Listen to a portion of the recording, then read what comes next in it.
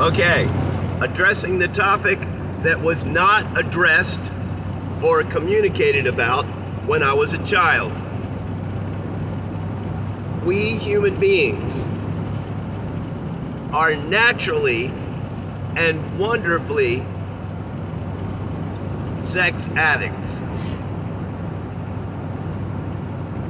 I say this because the pleasure of the arousal that was designed by the spirit that designed everything is fascinating and wonderful and pretty much irresistible. We are naturally, in a good way, sexual addicts. Now, the term addiction is used to describe the habits of the disciples in Acts 2:42. They were addicted to the apostles' teaching, which is a thing that it's a set of instructions that is literally forgotten because there's no bullet list.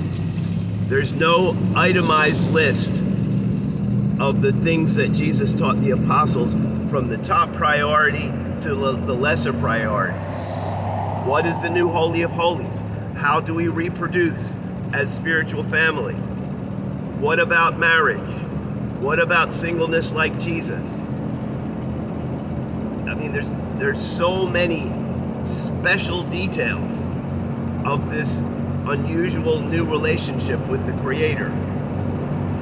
But in the writings, you see the words, because there is so much sex craziness, each person should have their own to enjoy.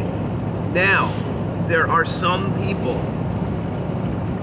who, in common terms, are asexual. They do not feel the hunger to share arousal with someone. And I mean, these are basic parts of human reality that have never gone away, but these things were not discussed with me as a child. So I launch into open, cheerful conversation,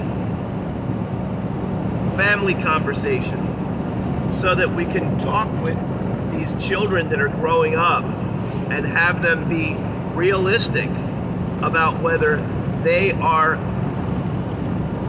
being self-destructive with their feel-good or whether they are at peace and satisfied with their body feel-good. And there's a handful of different places we're going to go to. Leviticus 15 is fascinating. It shows that the male human beings were responsible. Well, no, let's say the whole family was responsible for caring about both the flow of the man and the flow of the woman in a cheerful family way. Hey, woman's going to flow, man is going to flow. These things are going to happen. And it's part of what makes a brand new person. So we shouldn't be weird or scary or uncomfortable about that stuff. The discomfort is just the word untouchable or unclean, which actually means